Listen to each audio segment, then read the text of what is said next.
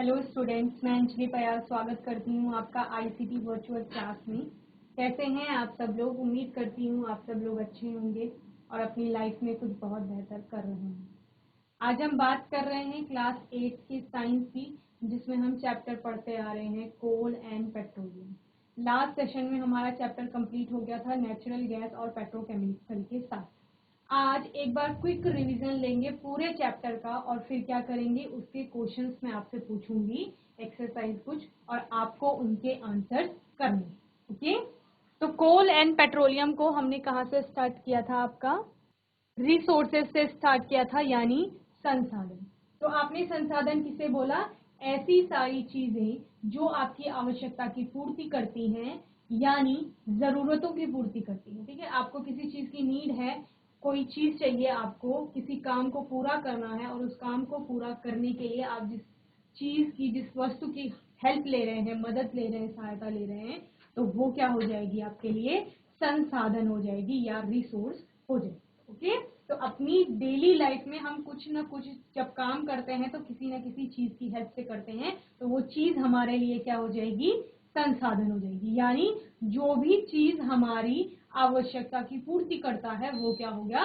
Resource हो गया, यानी संसाधन। ओके, संसाधनों को आपने किस तरह से बोला कि कुछ चीजें तो एनवायरमेंट में ऐसे हैं जो नेचुरली हमें प्राप्त हो रही है, प्रकृति से प्राप्त हो रही है, तो उनको आप क्या कहेंगे? प्राकृतिक संसाधन कहेंगे। वहीं दूसरी तरफ आपने क्या कहा कि कुछ चीजों को मनुष्य अपनी आवश्यकता के अनुसार क्या करता है? बनाता है। जब हमें किसी चीज की जरूरत पड़ती है तो फिर हम सोचते हैं उसके बारे में कि इस जरूरत को किस चीज से पूरा किया जा सकता है और फिर उसके अनुसार चीजों का निर्माण। ठीक है, तो ये दूसरा टाइप क्या कहलाएगा? कृत्रिम संसाधन कहलाएगा आपका, या मानव निर्मित, ह्यूमन मेड और मैन मेड रिसोर्सेज इनको कहा जाए। जब हमने प्राकृतिक संसाधनों की बात की कि जो प्रकृति में स्वतः हमें मिल रहे हैं, प्रकृति में किसी न किसी तरह से बन रहे हैं या उत्पन्न हो रहे हैं, तो उनको हमने दो तरह से क्लासिफाई किया। एक को हमने बोला एग्जॉस्टिबल नेचुरल रिसोर्सेज और दूसरे को हमने कहा inexhaustible natural resource. Exhaustible natural resources आपने किनको कहा? कि जो एग्जॉस्ट हो जाते हैं या खत्म हो जाते हैं। और कौन सी चीज आपकी खत्म होती है? जिसकी मात्रा सीमित है। जो सीमित मात्रा में है, सीमित क्वांटिटी में है, उसको क्या कहा जाएगा? एग्जॉस्टिबल कहा जाएगा। और इसमें आपने किसको रखा? कोल को रखा, पेट्रोलियम को रखा, मिनरल्स को आपने रखा एग्जॉस्टिबल में, साथ ही फॉरेस्ट को रखा, वाइल्ड लाइफ को रखा। ओके, वहीं इन एग्जॉस्टिबल में आपने कहा कि ऐसे नेचुरल रिसोर्सेज हैं जिनकी अनलिमिटेड, असीमित भंडार, जिनका क्या है? हमारे एनवायरनमेंट में पाया जा रहा है, और असीमित भंडार होने के कारण हम कह रहे हैं कि ये कभी खत्म नहीं होंगे। इसमें आपने किसको रखा? हवा को रखा, एयर, सनलाइट, सूर्य का प्रकाश रखा आपने, और पानी को रखा। ठीक है, साथ ही आपने क्या बोला कि जो आपके इनएग्जॉस्टिबल होंगे, ये रिवर्सिबल भी होते हैं नेचर में, या आप रिन्यूएबल इन्हें कहते हैं, कि क्या हो रहे हैं? पुनः आपको प्राप्त हो रहे हैं। वहीं आपने एग्जॉस्टिबल को क्या कहा था? कि ये क्या होते हैं? आपके नॉन रिन्यूएबल होंगे, क्योंकि इनको बनाने में बहुत ज्यादा समय लगता है। ओके, देन आपने फॉसिल फ्यूल की बात की कि फॉसिल फ्यूल्स क्या होते हैं। तो आपने कहा किन्हीं कारणों से अगर कोई जीव जंतु मर जाते हैं और मरने के बाद वो पृथ्वी की सतह के नीचे दब जाते हैं और उनके अवशेष बन जाते हैं कुछ समय के बाद। ठीक है, तो अवशेषों के द्वारा जब फ्यूल बनेगा, ठीक है, मृत जीवों के अवशेषों से बना हुआ ईंधन ही आपका क्या होगा? फॉसिल फ्यूल होगा। ओके, और फॉसिल फ्यूल में आपने किस किस को रखा? कोल को रखा, पेट्रोलियम को रखा और नेचुरल गैसेस को रखा। ओके, देन आपने फॉसिल फ्यूल के एडवांटेज डिसएडवांटेजेस देखे कि कैसे आपको फॉसिल फ्यूल मिलता है, कहाँ से मिलता है, फॉर्मेशन आपने देखी, कैसे बनता है फॉसिल फ्यूल। ठीक है, कोल की बात आपने की कि कोल आपका क्या होता है? एक टाइप का फॉसिल फ्यूल है, हार्ड होता है, कंबस्टिबल होता है, यानी जलने योग्य होता है, दहन होती है और बहुत ज्यादा ऊष्मा वहां पर उत्पन्न होती है। ठीक है, जीआईसी कोट कंडारा। बच्चे आराम से बैठ जाइए, अभी आपसे क्वेश्चन पूछे जाएंगे। ओके, देन हमने क्या बोला कि कोल के अलग अलग टाइप्स होते हैं, अलग अलग फॉर्म में आपको कोल देखने को मिलता है। सॉलिड फॉर्म में आपने कहा कि ये कोक के रूप में आपको मिलता है। ठीक है, लिक्विड में आपने कहा कि ये कोल तार की फॉर्म में मिलता है, और वही गैसेस स्टेट में आपने क्या बोला? कि यह कोल गैस के रूप में देखने को मिलता है। इन सब के अपने अलग अलग क्या थे, यूजेस थे, कि सब चीजें अलग अलग तरह से यूज की जा रही थी। इसके बाद हमने बात की पेट्रोलियम की, ठीक है। पेट्रोलियम भी आपका क्या था, एक प्रकार का फॉसिल फ्यूल था, ओके। यह भी किससे बन रहा था, फॉसिल से बन रहा था। जब आपने कहा कि समुद्र के नीचे क्या हो जाएंगे, समुद्री जो जीव होंगे वो किन्हीं कारणों से नीचे मरने के बाद नीचे क्या हो जाएंगे, दब जाएंगे। उसके ऊपर रेत हो गया आपकी, मड हो गई, सैंड जो रेत से आप बोल रहे हो, इसी प्रकार कितनी ही लेयर्स उनके ऊपर बन जाएंगे। फिर कुछ और जीव मरेंगे समुद्री, वो फिर नीचे सतह पर बैठ जाएंगे। फिर क्या होगा, जो आपकी रेत मिट्टी जो भी है पानी के अंदर, वो बाद में रॉक्स की फॉर्म में वहां पर कन्वर्ट हो जाएंगे, चट्टानी बन जाएंगी समुद्र के अंदर। फिर आपने क्या कहा कि जो सबसे पहले आपने बोला था कि समुद्री जीव मरे थे, उनसे फॉसिल्स का निर्माण होगा, यानी जीवाश्मों का निर्माण होगा। और उसके बाद क्या होगा, एनारोबिक बैक्टीरिया वहां पर कार्य करेंगे, और जब अपघटन रुक गया उसके बाद वो फॉसिल्स किसमें, फ्यूल्स में, ईंधन में परिवर्तित होना शुरू करेंगे, और वही क्या बनेगा, आपका पेट्रोलियम बनेगा, या फिर नेचुरल गैसेस के रूप में बनेगा। आपने कहा कि नेचुरल गैसेस क्या होती हैं, सबसे ऊपर पाई जाती हैं, यानी अगर हम गहराई में जाएंगे, ठीक है, डेप्थ में जाएंगे, तो सबसे पहले आपको नेचुरल गैस मिलेगी। फिर थोड़ा और नीचे जाएंगे तब आपको पेट्रोलियम मिलेगा, और पेट्रोलियम के बाद क्या मिलता है, पानी मिलता है। और ये सब निर्भर करता है किस पर, उनके घनत्व पर, डेंसिटी पर, या फिर उनके मास पर। हमने बोला कि नेचुरल गैस और पेट्रोलियम का जो नेचर होता है वो ऊपर उठने का होता है। इसी वजह से क्या हो रहा था, जब आपकी रॉक्स बन रही थी ऊपर, ये आपकी रॉक्स बन रही थी ऊपर, ठीक है, तो इनमें क्या हो रहा था, ये नेचुरल गैस और ऑयल जब ऊपर उठने का इनका नेचर होता है, तो ये यहाँ एब्जॉर्ब हो जाती है या ट्रैप हो जाती है, ओके। और इसीलिए इनको क्या पेट्रोलियम भी कहा जा रहा था। पेट्रोलियम, पेट्रा का मीन्स क्या होता है, रॉक्स, ओलियम मीन्स ऑयल, यानी ऐसा ऑयल जो आपको कहाँ मिलता है, चट्टानों के बीच में मिलता है, ठीक है, इन रॉक्स के बीच में मिलेगा। और जब हमने एक्सट्रैक्शन की बात की कि इनको एक्सट्रैक्ट कैसे किया जाएगा, यानी बाहर कैसे निकाला जाएगा रॉक्स के बीच से, तो हमने कहा कि रॉक के बीच में वेल्स बनाई जाएंगी, ठीक है, डीप वेल्स, गहरे गहरे कुएं बनाए जाएंगे, और इन कुओं के माध्यम से उस पेट्रोलियम को वहां से क्या किया जाएगा, एक्सट्रैक्ट किया जाएगा या बाहर निकाला जाएगा, ओके।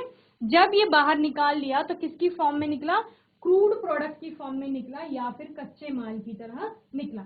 फिर हमने क्या बोला कि इसको रिफाइन किया जाएगा। रिफाइन क्या किया जाएगा, अब इसके जो कॉन्स्टिट्यूएंट प्रोडक्ट हैं, यानी पेट्रोलियम में कई चीजें होंगी, आपका एलपीजी भी होगा, कैरोसिन भी होगा, पेट्रोल भी होगा, डीजल भी होगा, गैसोलिन्स भी होंगे, बहुत सारी चीजें वहां पर होंगी। और उस पेट्रोलियम को उसके घटकों में अलग अलग विभाजित करना या परिवर्तित करना ही क्या था, रिफाइनिंग था। जहां पर हमने बोला कि पेट्रोलियम में आपका क्या है, पानी प्रेजेंट है, वाटर है, और उस वाटर को सबसे पहले हटाया जाएगा। पानी को हटाएंगे क्योंकि हम क्या कर रहे हैं, उसको प्योरिटी की तरफ ले जा रहे हैं, शुद्ध कर रहे हैं, या फिर उसके घटकों में क्या कर रहे हैं, तोड़ रहे हैं, ओके।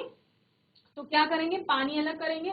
फिर हमने बोला उसमें सल्फाइड्स प्रेजेंट है, उनको कॉपर ऑक्साइड के साथ रिएक्ट करा के कॉपर सल्फेट की फॉर्म में अलग करेंगे।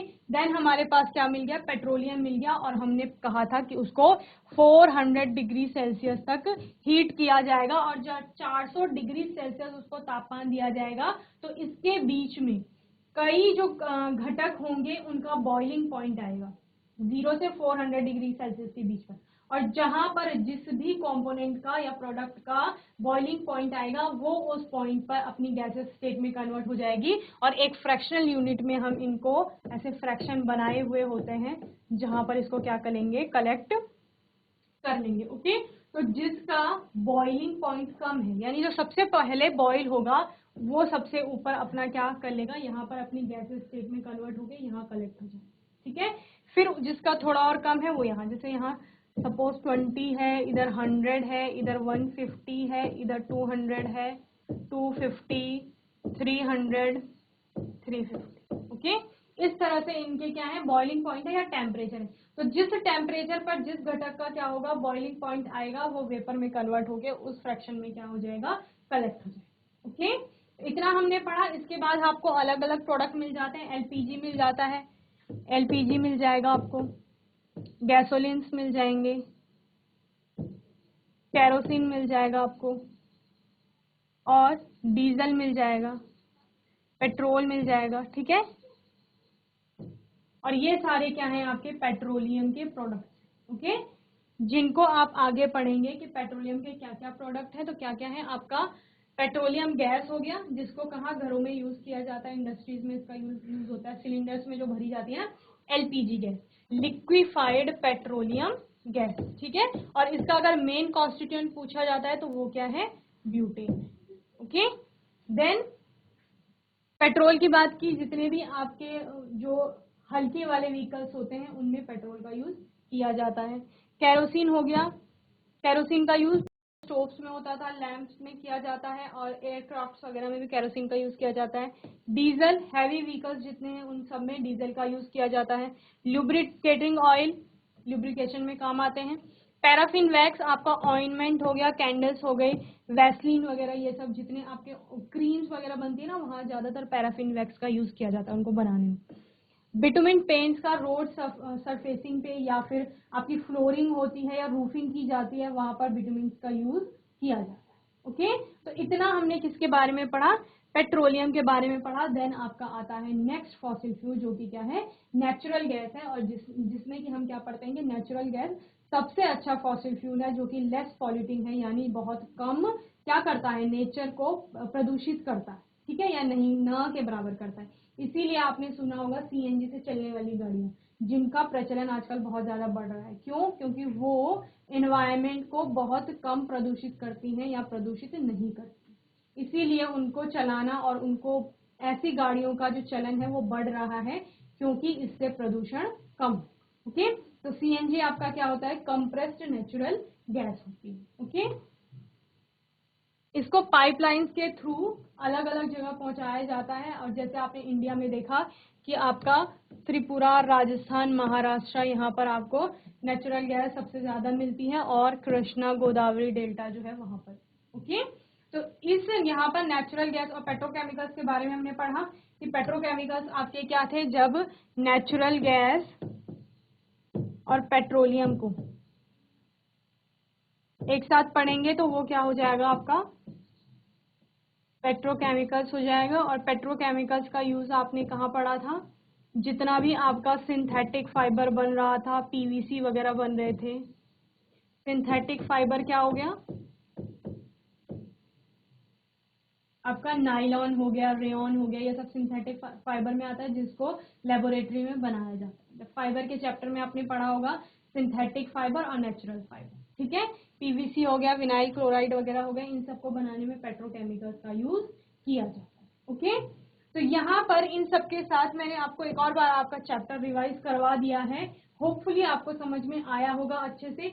अब मैं आपको कुछ क्वेश्चंस पूछूंगी, आपको उन क्वेश्चंस के आंसर देने हैं, ओके।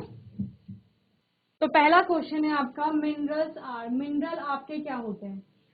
ऑप्शन ए है natural resources, B inexhaustible natural resources, C आपका एग्जॉस्टिबल नेचुरल रिसोर्सेज, और डी है आपका ऑल ऑफ दीज, ओके। तो आपका नेचुरल रिसोर्सेज क्या है, जो आपको प्रकृति से स्वतः ही मिल रहे हैं। तो मिनरल आपको प्रकृति से स्वतः मिलते हैं, हाँ मिलते हैं। और ये दोनों आपके क्या है, नेचुरल रिसोर्सेज के टाइप हैं, ठीक है, एग्जॉस्टिबल और इन एग्जॉस्टिबल नेचुरल रिसोर्स, ठीक है। आपने क्या कहा, कुछ तो ऐसे नेचुरल रिसोर्सेज होंगे जो लिमिटेड क्वांटिटी में है और खत्म हो जाएंगे जल्दी, लेकिन कुछ ऐसे हैं कि जो अनलिमिटेड क्वांटिटी में। तो अनलिमिटेड कौन से थे, इन एग्जॉस्टिबल, और आपका लिमिटेड कौन से हैं, एग्जॉस्टिबल। तो ये नेचुरल रिसोर्सेज के टाइप में तो आएगा, लेकिन जब आपको इसके भी टाइप दिए जाएंगे तो तब आप क्या करेंगे, पूरा अच्छी तरीके से आंसर करेंगे, तो ये आपका क्या हो जाएगा, एग्जॉस्टिबल नेचुरल रिसोर्स में आ जाएगा, ओके। तो मिनरल्स आपके किस में आते हैं, एग्जॉस्टिबल नेचुरल रिसोर्सेज में आते हैं। क्यों? क्योंकि हम बोलते हैं कि इनकी जो मात्रा है वो हमारे एनवायरमेंट में क्या है, सीमित है। एक टाइम ऐसा आएगा कि ये क्या हो जाएंगे, समाप्त हो जाएंगे, अगर हम इनका बहुत ज्यादा उपयोग करेंगे, ओके। जल्दी से क्वेश्चन नोट करिए, फिर हम आगे करेंगे।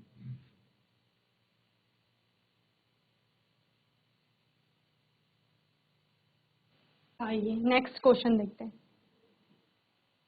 क्वेश्चन 2 है आपका, petroleum is mainly a mixture of which one of the following class. जो आपका पेट्रोलियम आता है, पेट्रोल को आपने पढ़ा है, ठीक है, वो किस क्लास से आपका आता है इनमें से, यानी कौन सी कैटेगरी में आप रखते हैं, किस क्लास में रखते हैं। पहला है आपका कार्बोहाइड्रेट्स, कार्बोहाइड्रेट्स में आपने पेट्रोलियम को पढ़ा। सेकेंड है आपका कार्बोजन्स, कार्बोजन्स में पढ़ा। सी आपका हाइड्रोकार्बन्स है और डी एल्कोहल। तो आपने क्या पढ़ा, जब आप पेट्रोलियम को पढ़ रहे थे तो आपने पढ़ा इसमें मीथेन होता है, प्रोपेन होता है, एलपीजी की बात आपने की तो ब्यूटेन। तो ये सारे आपके क्या आते हैं, हाइड्रोकार्बन्स में आते हैं। ओके, क्यों, क्योंकि इनमें जैसे आपने मीथेन की बात की तो मीथेन आपका होता है CH4, ठीक है, ये क्या है, मीथेन। तो इसमें क्या है, सिर्फ कार्बन और हाइड्रोजन है। हाइड्रोकार्बन्स मीन्स हाइड्रोजन और कार्बन, सी। ओके, ये दो ही टाइप के एटम इसमें होंगे। तो मीथेन आपका CH4 होता है, एक कार्बन हो गया, चार आपके क्या हो गए, हाइड्रोजन हो गए। ऐसे ही जब आप क्या कहते हैं, प्रोपेन कहते हैं, तो प्रोपेन में आपके कितने, 3 कार्बन हो जाते हैं, C3 हो जाता है, ठीक है। जब आप ब्यूटेन कहते हैं तो C4 हो जाता है, ठीक है। और इनसे रिलेटेड कितने, इनके हाइड्रोजन आ जाएंगे, क्योंकि कार्बन की वैलेंसी 4 होती है, तो चारों कार्बन की वैलेंसी आप पूरी कर लेंगे। C4H10, C3H, okay. तो ये क्या हो गए आपके, क्योंकि इनमें सिर्फ कार्बन और हाइड्रोजन प्रेजेंट है, ठीक है, तो ये किस में आएंगे, हाइड्रोकार्बन्स में आएंगे। और जब हम पेट्रोलियम की बात कर रहे थे तो हमने हर जगह क्या पढ़ा था कि इसमें आपका जैसे मीथेन हो गया, प्रोपेन हो गया, ब्यूटेन की बात आपने की एलपीजी के केस में, ठीक है। नेचुरल गैसेस जब आप पढ़ रहे थे तो उसमें आपने मीथेन की बात की, प्रोपेन की बात की, ठीक है। तो किसमें आएगा, पेट्रोलियम आपका हाइड्रोकार्बन्स में आएगा। ओके, जल्दी से नोट करेंगे आप, फिर नेक्स्ट क्वेश्चन।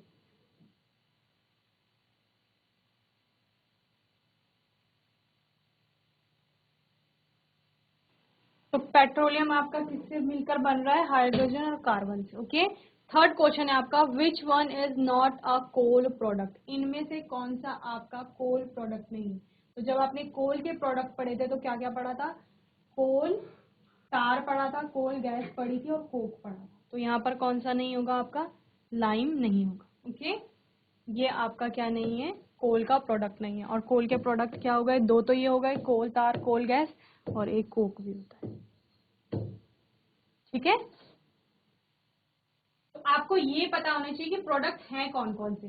फिर जब आपको ये पूछा जाएगा कि इनमें से कौन सा है तो वो भी आप बता देंगे, और इनमें से कौन सा नहीं है तो वो भी आप बता देंगे, ठीक है। इसमें पूछा गया था कि इनमें से कौन सा नहीं है कोल का प्रोडक्ट।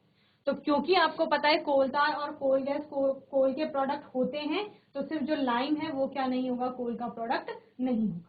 जल्दी से क्वेश्चन नोट करेंगे, फिर नेक्स्ट क्वेश्चन करेंगे।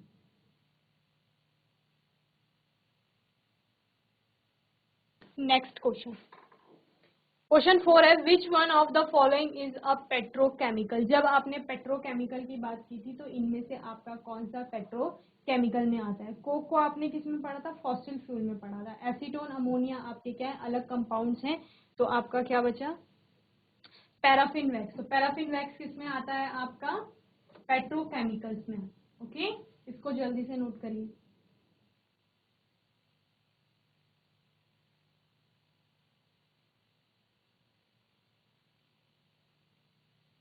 Next question, conversion of dead vegetation into coal is called. क्या कह रहे हैं, डेड वेजिटेशन, यानी आपका क्या था, जो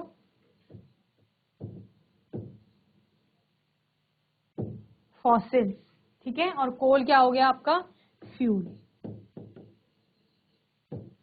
तो फॉसिल से जब फ्यूल बन रहा था, ठीक है, फॉसिल्स क्या हो गए थे आपके, जो भी डेड एंड डिकेइंग ऑर्गेनिजम्स आप बोल रहे थे कि आपके जो जीव हैं उनके, उन मरे हुए जीवों के, मृत जीवों के जो अवशेष बने थे, ठीक है, जीवाश्म, और उन जीवाश्मों का किसमें कन्वर्जन हो रहा था, फ्यूल में।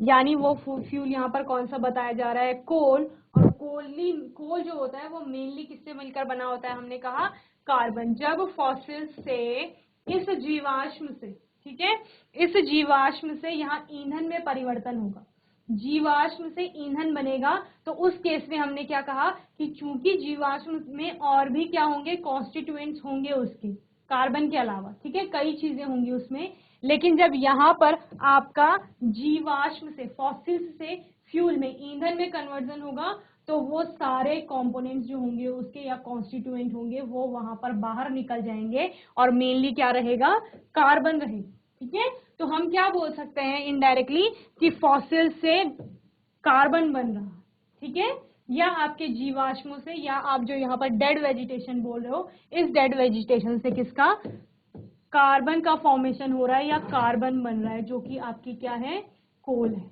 ठीक है। तो इस प्रोसेस को क्या कहा जाएगा, कार्बोनाइजेशन कहा जाएगा, ओके। तो डिस्टिलेशन आपका नहीं होता है, कोल गैस आपने क्या पढ़ा था, कोल का प्रोडक्ट पढ़ा था। नेचुरल गैस में आपने क्या पढ़ा था कि ये फॉसिल का एक टाइप है, या फॉसिल फ्यूल्स की जब बात कर रहे थे वहां पर आपने नेचुरल गैस पढ़ा था। लेकिन यहाँ पे कन्वर्जन पूछा जा रहा है, एक प्रोसेस पूछी जा रही है, तो वो प्रोसेस कौन सी है, कार्बोनाइजेशन की है। चूंकि हम क्या कह रहे हैं कि कोल बन रहा है, डेड वेजिटेशन से क्या बन रहा है, कोल बन रहा है, और कोल क्या है, मेनली कार्बन है, यानी कार्बन फॉर्म हो रही है आपकी, ठीक है। तो कार्बोनाइजेशन से आप उसको क्या रखेंगे, याद रखेंगे, ठीक है। ये प्रोसेस है, जल्दी इसको नोट करेंगे, फिर हम नेक्स्ट क्वेश्चन करेंगे।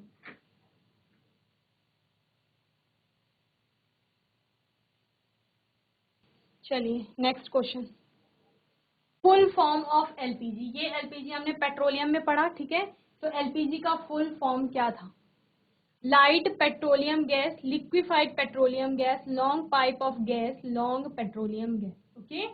तो आपको पी का मतलब तो पता है, पेट्रोलियम होता है, क्यों, क्योंकि हमने पेट्रोलियम में एलपीजी को पढ़ा था, तो पेट्रोलियम से आपको ध्यान है।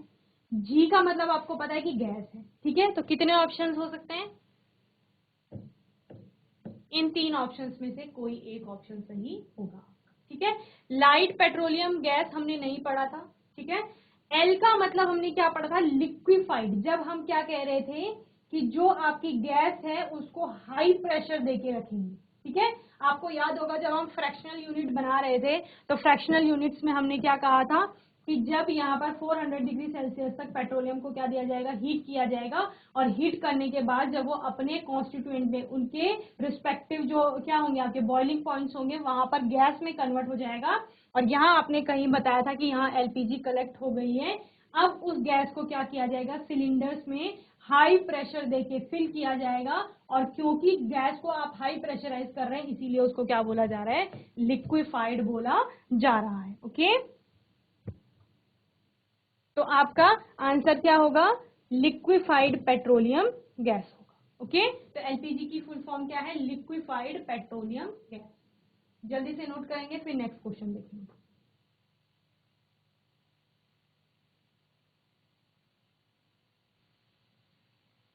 नेक्स्ट क्वेश्चन है, a natural gas store under high pressure is called.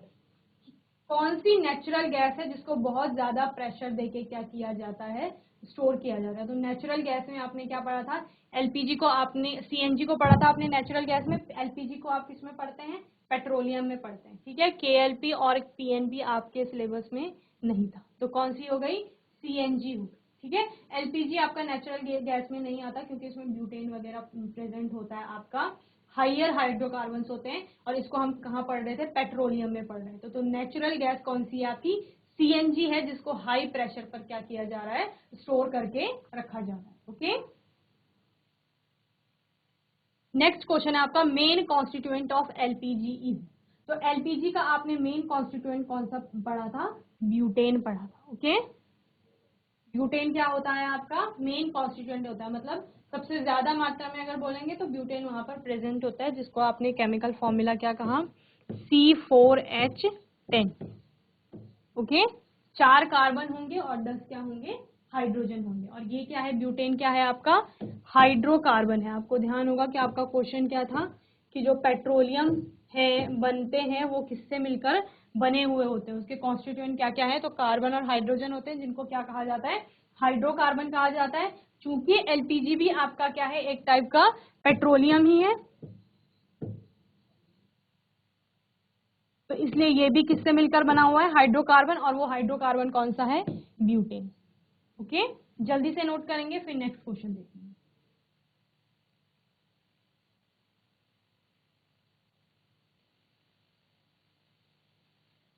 Next question है आपका, least polluting fuel for vehicle is. जो आप व्हीकल्स वगैरह यानी ट्रांसपोर्टेशन के लिए जितने भी आप यातायात के साधनों का प्रयोग करते हैं, उनमें जितना आप फ्यूल डालते हैं यानी ईंधन का जो प्रयोग किया जाता है, आपका पेट्रोल हो गया, डीजल हो गया, केरोसिन हो गया, ठीक है, जो भी फ्यूल आप यूज करते हैं उनमें से सबसे अच्छा कौन सा है? सबसे अच्छा का मतलब क्या है? लीस्ट पॉल्यूटिंग कहा जा रहा है, मतलब सबसे कम जो क्या करेगा, प्रदूषण फैलाएगा, ठीक है, या फिर क्या कहेंगे, कम प्रदूषित करेगा एनवायरनमेंट को। ओके, तो इनमें से कौन सा होगा? सीएनजी। ओके, सीएनजी को आपने कहाँ पढ़ा था? नेचुरल गैस में पढ़ा था। और आपने क्या बोला, जो आपके नेचुरल गैसेस होती हैं वो लीस्ट पॉल्यूटिंग होती हैं या एनवायरनमेंट को सबसे कम प्रदूषित करती है। ओके, तो आपका आंसर क्या हो गया? सीएनजी यानी कंप्रेस्ड नेचुरल गैस। ओके, जल्दी से नोट करेंगे, फिर नेक्स्ट क्वेश्चन देखिए।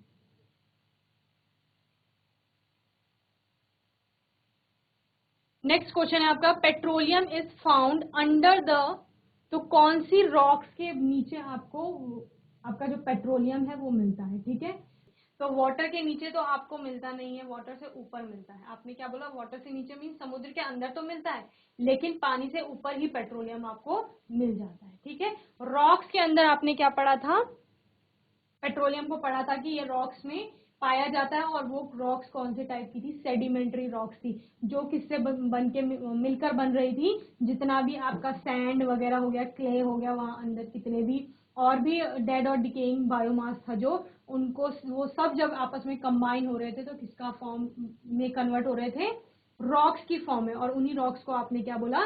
सेडिमेंट्री रॉक्स कहा। तो जब भी आपको क्वेश्चन पूछा जाएगा कि पेट्रोलियम वगैरह आपका कहाँ पर पाया जाता है, तो सेडिमेंट्री रॉक्स में पाया जाता है। ओके, इसी क्वेश्चन के साथ आपका आज का जो सेशन है वो कंप्लीट होता है। होपफुली आपको आज का सेशन अच्छे से समझ में आया। जितने क्वेश्चंस हमने आज किए वो आपको अच्छे से समझ में आए होंगे। इन क्वेश्चंस को आपने अच्छे से नोट करना है, घर में रिवाइज करना है, और फिर इस चैप्टर को अच्छे से पढ़ने के बाद अभी भी कोई डाउट आएगा, कोई क्वेश्चन आपके मन में रहेगा, तो वो आप पूछ लें। ओके, नेक्स्ट सेशन में हम कुछ ऐसे ही और क्वेश्चंस को लेके चलेंगे इस चैप्टर के, और जिनके आंसर आपको करने हैं। ओके, होपफुली आज का दिन आपका अच्छा रहा होगा। आईसीटी वर्चुअल क्लास से जुड़ने के लिए धन्यवाद।